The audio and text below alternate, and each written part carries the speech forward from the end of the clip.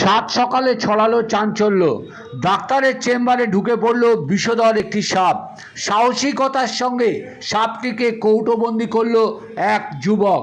সাপটিকে জেলা বন দপ্তরের হাতে তুলে দিতে চায় ওই যুবক।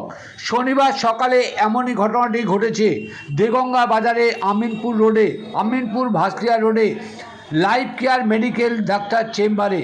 দেখুন কিভাবে লাঠির সহায়তা নিয়ে কৌটোবন্দি করছে 2 ফুটের লম্বা ওই বিষধর সাপটিকে, যা তুলে দেওয়া হবে জেলা বন দপ্তরের হাতে। এমনই আবেদন রেখেছেন ওই যুবক। দেখুন সেই সাপ ধরার মুহূর্তটি। লাঠির গায়ে জড়িয়ে আছে বিষধর একটি সাপ, আর এই সাপটিকে এই যুবক সাহসিকতার সঙ্গে কৌটোবন্দি করেছে, যা তুলে দিতে চায় জেলা বন দপ্তরের হাতে।